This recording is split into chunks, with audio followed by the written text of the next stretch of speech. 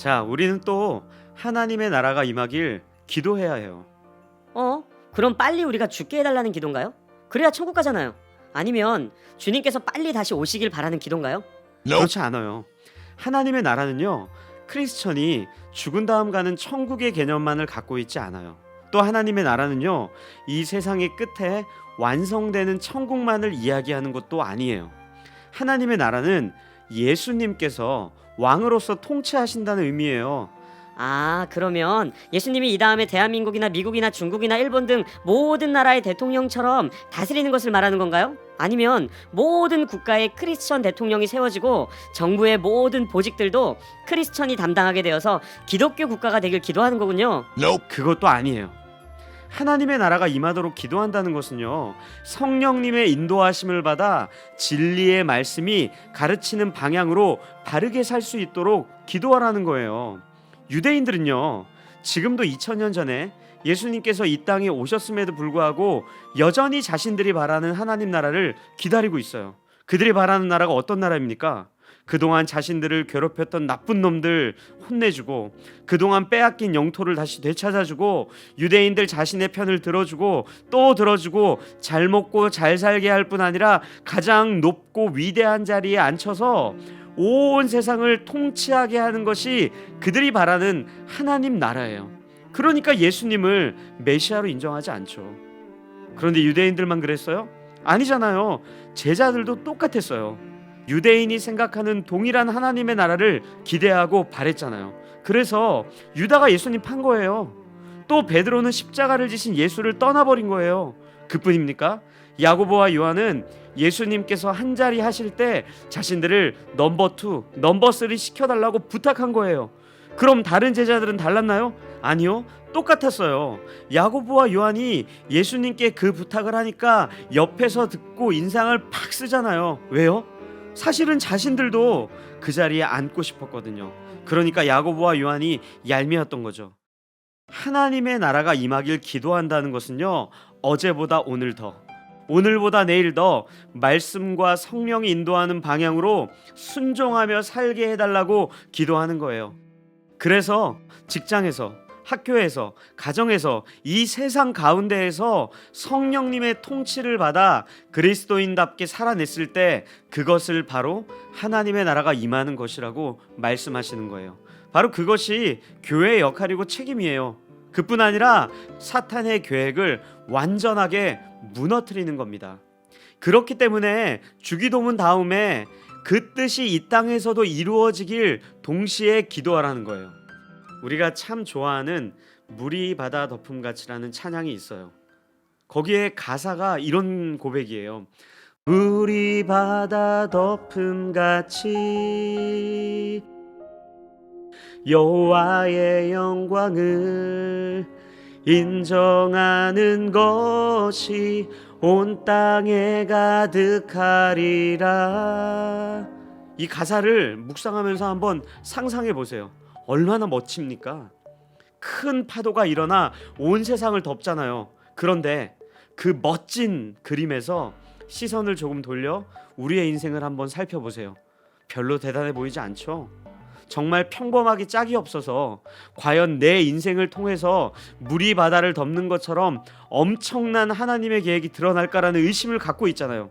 그래서 내가 조금이라도 영향력 있는 자리에 가야 하지 않을까, 사람들이 조금 바라보고 높은 곳에 올라서야 하지 않을까, 더 나아가서는 대단하고 굉장하고 위대한 일을 해야 그 멋진 그림이 우리의 삶을 통해 현실이 되는 것 아닐까, 이런 생각에 우리가 사는 일상이 별 볼 일 없어 보이는 거예요. 그런데 가만 생각해 보세요. 물이 바다를 어떻게 덮어요? 작은 물방울이 시내와 개천을 지나 강이 되고 바다가 되는 거예요. 그것처럼 평범해 보이고 작은 점과 같은 우리의 인생, 즉 크리스천의 소소한 인생이 하나하나 모여서 선을 이루고 그 선이 또 하나둘 모여서 면이 될 거예요. 그렇게 각자가 속한 자리에서 그리스도인답게 살아내는 그 인생이 결국 명예롭고 영광스러운 하나님의 나라가 될 거예요. 그리고 예수님께서 우리에게 일용할 양식을 위해 기도하라고 말씀하세요. 왜요? 너무 간단하죠. 안 먹으면 죽잖아요. 한 3일 금식해보세요. 빙글빙글 돌고 그러다 정말 하나님 품에 안기는 에이, 그래도 사람이 떡으로만 사는 것이 아니라 하나님 말씀으로 사는 것이라고 성경에 기록되어 있잖아요. 그건요, 밥을 먹지 말라는 것이 아니라 우리의 모든 것이 우리 힘으로 살아가는 것 같이 보이지만 실제는 하나님이 아니면 우리는 살 수 없는 존재라는 것을 말씀하시는 거예요. 그래서 우리가 사망의 음침한 골짜기에서도 두려워하지 않는 거예요. 왜냐하면 원수 앞에서도 맛있는 음식으로 한 상 떡 하니 차려주시며 우리에게 기름을 부으시고 우리를 먹이시고 입히시는 분이 오직 예수님 한 분이라는 것을 절대 잊으면 안 됩니다. 또 우리는요, 죄의 용서와 시험에 들게 하지 않는 것과 악에서 벗어나도록 기도해야 돼요. 그런데 이 부분을 오해하시면 안 됩니다. 하나님께서 우리 앞에 시험거리를 주는 것이 아니에요. 도무지 악에서 벗어날 실력이 없기 때문에 오직 예수 그리스도 한 분만 의지하라는 거예요. 하나님은 오히려 우리를 그 시험에서 벗어나도록 인도하시고 그 죄를 용서하시며 악에서 우리를 구원하시는 거예요. 예수님께서 우리를 아무런 이유 없이 조건 없이 용서해 주신 것이 정말 은혜라고 생각한다면 우리가 미워하는 그 사람을 아무런 이유 없이 조건 없이 용서해야 합니다. 그런데 그게 잘 안 되잖아요. 그렇기 때문에 기도하며 하나님의 은혜를 구하는 거예요. 그래서 신앙생활이라는 것은 그저 예수 믿고 이 다음에 천국 가는 것이 아니라 오늘 우리가 하나님의 백성답게 사는 것, 그게 바로 신앙생활이에요. 그렇기 때문에 주기도문의 마지막에 나라와 권세와 영광이 하나님께만 있습니다라고 고백하는 거예요. 왜냐하면 예수님께서 우리의 죄를 용서하신 이유가 무엇인지를 깨닫게 하셔서 우리의 인생의 목적과 방향을 어디에 두어야 하는지를 친절하게 가르쳐 주시기 때문이에요. 그런데 가끔 크리스천으로 사는 것이 억울하지 않으세요?